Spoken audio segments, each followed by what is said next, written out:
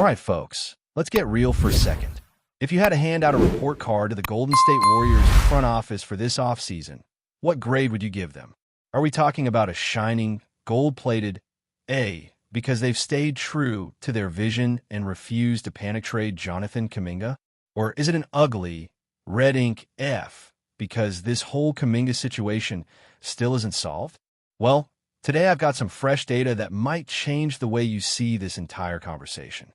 It's a deep dive into how every NBA front office has been performing, what that means for their long-term and short-term goals, and how all that translates to wins on the court. And let me tell you, the numbers are more revealing than you might expect. Now, we all know that under Bob Myers, the Warriors had a golden era, literally. Championships, dominance, smart trades, great drafting. Since Mike Dunleavy Jr. took over, it's been a bit more up and down.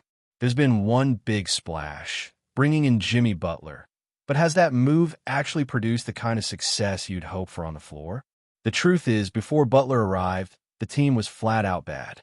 Once he got there, they started strong, going 12 wins and 3 losses, but then slid into a mediocre 21-21 stretch. They did finish the season on a better note, but with Steph Curry injured down the stretch, the ceiling got a lot lower. And honestly, even if they'd been fully healthy, you could make the argument that Minnesota had more talent, and Oklahoma City probably would have knocked them out in the conference finals anyway. But instead of staying in the what-if zone, let's actually look at the data. Imagine a chart that plots each NBA team's front office score against a comprehensive, big-picture score that measures how well they're turning strategy into real on-court results. In other words, are the moves being made in the front office actually paying off in wins, chemistry, and future flexibility? This chart also separates the teams that are outperforming their ideal trajectory from the ones that are underperforming.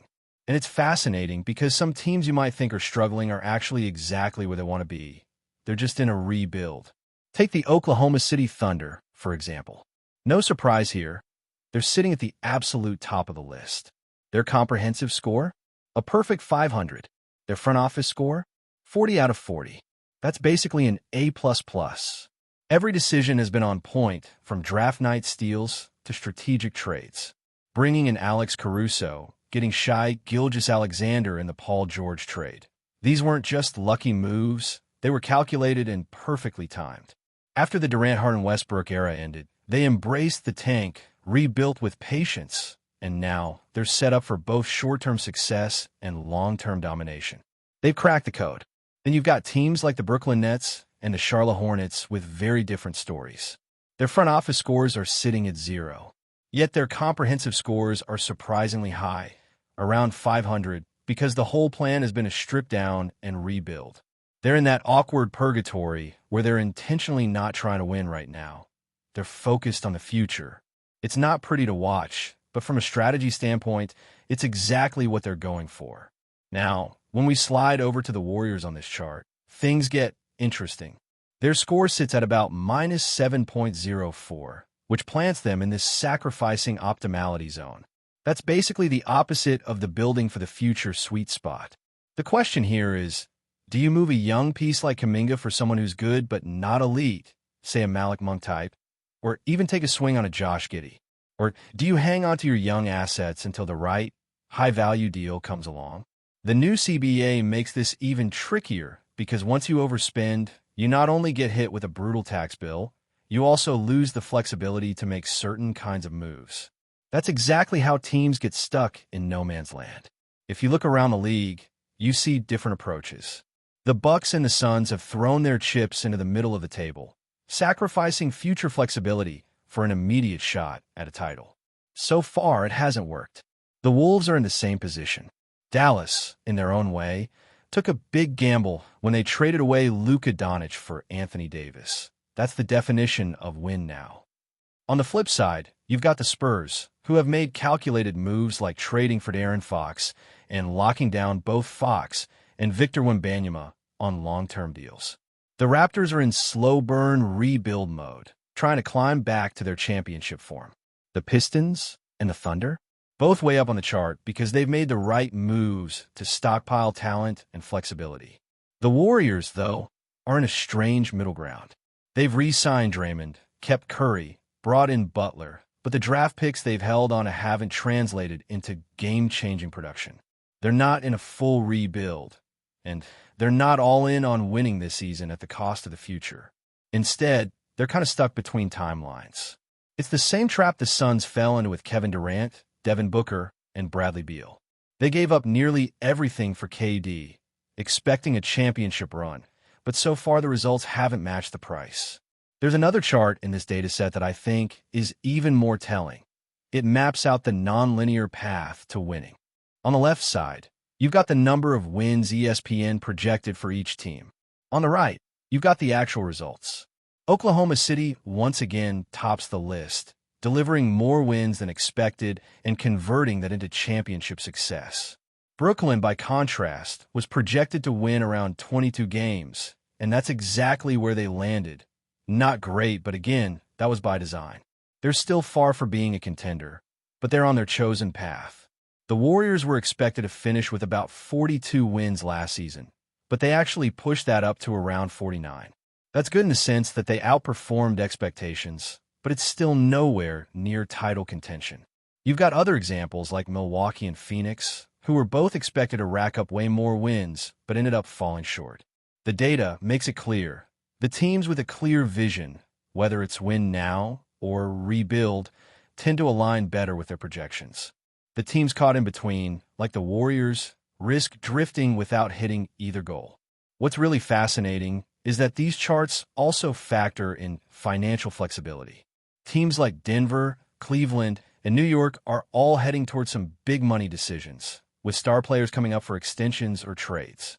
Boston just navigated that challenge by making some bold moves this offseason. How the Warriors handle their own cap situation over the next year or two could completely change their trajectory. Looking at the projected win totals for the most flexible franchises, you see another layer to this story. Brooklyn's score is 500 with an over-under projection of 21 wins, and they hit that mark perfectly. The Warriors, on the other hand, were projected for 46 wins, but ended up higher in the raw win column, around 49 or 50, but lower in the long-term flexibility column. That's the cost of trying to do both at the same time. Now here's where it gets even more intriguing, because the numbers don't just show who's winning games right now, they show the story behind the wins, the context that often gets lost in the highlight reels and post-game interviews. Think about it. You can have a team that looks like a powerhouse on paper, a roster stacked with all-stars, and yet the numbers can still say, hey, something's off here.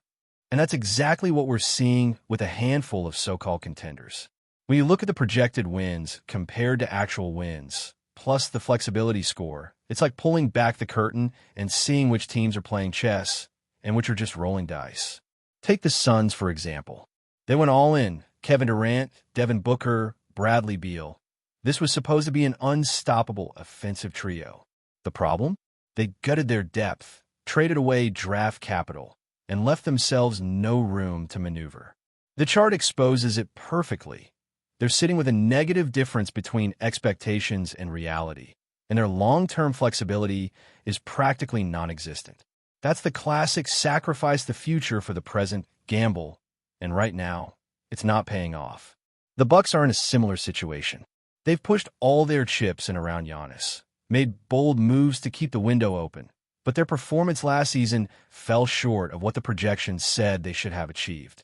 Meanwhile, on the other side of the spectrum, the Spurs are playing the long game with almost surgical precision. They're not just collecting young talent, they're locking them in early, shaping a roster that can grow together for years. Wembanyama is the centerpiece, and by adding a proven star like De'Aaron Fox, they're balancing the excitement of youth with the reliability of established talent. That's how you keep the rebuild from dragging into an endless cycle. Now, zooming back in on the Warriors, the tricky part of their situation is that they're not fully committing to either side. They've got Steph Curry, still an all-time great, Draymond Green, who's the emotional and defensive anchor, and now Jimmy Butler, who brings grit, toughness, and big game experience. On paper, that sounds like a core that can contend. But here's the thing. The supporting cast hasn't consistently delivered, and the young players, while promising, haven't turned into the kind of contributors who can carry big minutes in the playoffs. The data shows that in their current form, they're better than average, but not truly elite. And without a shift in strategy, they could end up treading water while other teams pass them by. The front office score for Golden State reflects that middle ground approach. They're making moves, yes, but they're not maximizing optionality. Optionality is the hidden currency of the NBA. It's not just about having good players. It's about having the ability to pivot when circumstances change. Injuries happen. Rival teams make unexpected trades. And if you've boxed yourself into a corner with the salary cap or the wrong contracts, you're stuck watching from the sidelines. That's the danger zone. And here's where Jonathan Kuminga comes in as the lightning rod for the whole conversation. Trading him now could bring back a solid veteran or a young player with a different skill set. But the risk is that you're selling low, moving him before he's hit his ceiling, only to watch him break out somewhere else. On the flip side, if you hold on to him and he doesn't develop into that next-level guy, you've wasted one of your most valuable trade chips. This is the exact kind of dilemma the numbers are talking about when they show sacrificing optimality. Every decision has a ripple effect. Let's not forget that the Warriors are also navigating the new realities of the CBA, which are designed to punish teams that overspend. It's not just about paying luxury tax anymore. There are now harsher restrictions on trades and roster moves for teams above certain spending thresholds. That means mistakes are more costly and recovery takes longer. One wrong move with a high-priced contract could lock them into mediocrity for years. When we look at how other franchises have navigated these waters, it's clear there are multiple paths to success, but each comes with trade-offs. Oklahoma City embraced the tank, endured a few brutal seasons, and is now reaping the rewards with a young, dynamic roster and an enviable pile of draft picks. The Nuggets built steadily around Nikola Jokic, resisted the urge to blow things up after playoff disappointments, and eventually broke through to win it all. The Celtics kept their young core together, tinkered around the edges, and made a couple of bold trades at just the right time. Golden State's challenge is that they've already climbed the mountain. They've been to the top multiple times, and that changes everything. Fans aren't satisfied with a good team. They expect greatness. They expect rings. That pressure can push a front office to make short-sighted moves, chasing one more run at the expense of what comes after. And with Curry still playing at an elite level, the temptation to go all in is stronger than ever. The projected win totals add another wrinkle to the story. Last season, the Warriors were forecast to be in the low 40s for wins, and they outperformed that with 49 or 50. That's encouraging on one level. It means the team is still capable of exceeding expectations. But the gap between a 50-win team and a championship team is bigger than it looks on paper. You can hover around that mark for years and never seriously threaten for a title if you don't address the underlying issues. One thing the data makes crystal clear is that the Thunder are in a league of their own right now in terms of combining flexibility with results. They're not just winning games, they're building something sustainable. That's why their score is so high across the board. They've aligned their short-term performance with their long-term plan. That's the model everyone else is trying to copy, but you can't fake it. You either commit to the strategy or you don't. For Golden State, the road ahead is going to be defined by a few big decisions. Do they double down on the current core? Maybe make one more aggressive trade to push for a title this year? Or do they start shifting resources toward the future, even if it means taking a step back in the short term? There's no easy answer, but the data suggests that trying to do both, win now and build for later, usually ends up watering down both efforts. And let's not forget, the rest of the West isn't standing still. The Timberwolves are loaded and hungry. The Nuggets are still the defending champs. The Mavericks have retooled around Anthony Davis, and the Thunder are only getting better. Even teams like the Kings and Pelicans, while not perfect, are capable of. So as we gear up for the next season, the question isn't just about grading the Warriors' front office for what they've done. It's about predicting where they're headed. Are they on the verge of another championship push? Or are they drifting toward that dangerous middle ground where you're too good to rebuild, but not good enough to win it all? The numbers have their say, but the next few months will tell us whether the front office can rewrite the story before it's too late. Before we continue, Make sure to leave a like and subscribe to the channel so you won't miss any exclusive Dubs updates. Let's keep going. Whispers and murmurs have begun to swirl in the basketball world after a surprising statement from Golden State Warriors head coach Steve Kerr, who reportedly declared that a certain player won't play with me anymore. This cryptic remark, delivered during a recent off-the-record conversation, has sent ripples across the NBA community and sparked a frenzy of speculation about internal conflicts within the Warriors' locker room. Though Kerr did not specify the player involved, the statement suggests a significant rift that could alter team dynamics in ways fans and analysts had not anticipated. The context remains shrouded in mystery, but sources close to the organization hint at growing tensions that might have reached a boiling point. Given Kerr's usually diplomatic approach to team issues, such an outspoken dismissal raises questions about what might have transpired behind closed doors. This development has triggered widespread rumors about possible trades, benchings, or even contract disputes, igniting debates on social media and sports forums. The notion that a player might be effectively ousted from Kerr's plans introduces a new layer of drama to the Warriors season, leaving supporters eager for clarity on what exactly led to this cryptic but damning statement. Could this mark the beginning of a major shakeup within the franchise? Only time will tell. Industry insiders suggest that the mysterious player Kerr referred to might be someone who has struggled with consistency or off-court distractions, possibly leading to friction with the coaching staff. Observers have long noted subtle shifts in team chemistry, with rumors circulating about disagreements over playing time, roles, or strategic approaches. Kerr, known for his emphasis on teamwork and discipline, may have reached a point where patience ran thin, prompting him to send a clear message that certain behaviors or attitudes will no longer be tolerated. This could be interpreted as a warning sign to the rest of the roster, reinforcing Kerr's authority and commitment to maintaining a cohesive, winning environment. The timing of this revelation is also curious, as the Warriors approach critical junctures in the season where every decision matters. Some speculate that the comment is part of a broader strategy to motivate players, possibly provoking responses that will either reignite dedication or confirm that a parting of ways is imminent.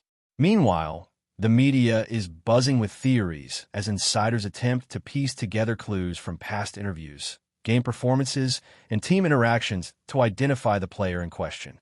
The uncertainty surrounding this situation adds an extra layer of intrigue, making it one of the most talked-about stories in recent NBA news. Adding fuel to the fire, there have been reports of increased tension during team practices and meetings, with sources describing a charged atmosphere where disagreements occasionally escalate. Some believe that this friction could have been simmering for months, hidden beneath the surface of the Warriors' public facade of unity. Kerr's comment might represent the culmination of ongoing struggles to manage egos and personalities within a star-studded roster, where individual ambitions sometimes clash with collective goals.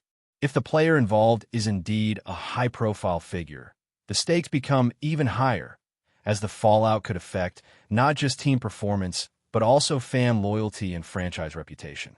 The possibility of a trade or benching sends shockwaves through discussions about the Warriors' championship aspirations and their ability to sustain success amid evolving dynamics.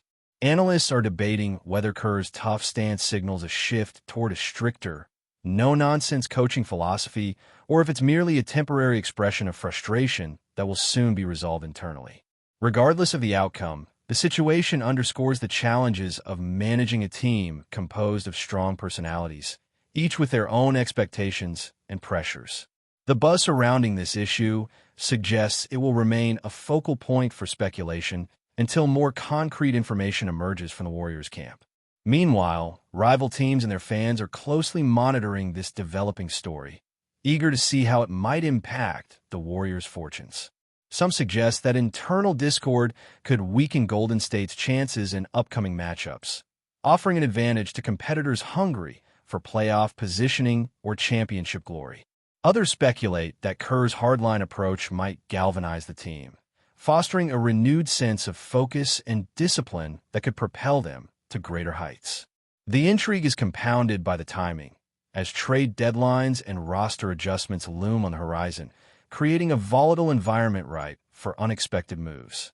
Industry experts are analyzing potential scenarios, including whether the player might be traded to a contender in need of a boost or sidelined to preserve team harmony. The speculation extends beyond the court, touching on contract negotiations, endorsement deals, and the player's market value. The ripple effects of KERR's statement are already being felt throughout the league, with agents, front offices, and analysts weighing the implications. The situation remains fluid, with new rumors and insider reports emerging daily, feeding the narrative of a possible major upheaval within one of the NBA's flagship franchises. In the midst of this swirling speculation, fans are left to ponder what this means for the future of the Warriors. Social media platforms have exploded with theories, fan polls, and emotional reactions ranging from disbelief to support for KERR's apparent decision. Some fans question the wisdom of sidelining a key player, worrying about the impact on team chemistry and performance. Others praise KERR's apparent commitment to principles and standards, hoping it will set a positive example for the entire league. The mystery surrounding the situation has transformed it into one of the most captivating stories in sports right now, with every new development dissected and debated in real time. As the Warriors prepare for crucial games ahead, all eyes will be on how this internal drama unfolds and whether the team can weather the storm. The saga promises to continue dominating headlines, with potential repercussions that could redefine the trajectory of the franchise. Whether this episode marks the beginning of a new era or a temporary blip, it undeniably highlights the high-stakes nature of professional sports and the delicate balance required to manage superstar talent. The basketball world waits with bated breath for the next chapter in this gripping narrative. Stay updated exclusively with the latest Dub Nation news. Subscribe to our channel and hit the like button to keep getting daily updates on the Warriors. Don't forget to share your thoughts in the comments. Your input is essential for the Dubs community. Stay tuned for the next video.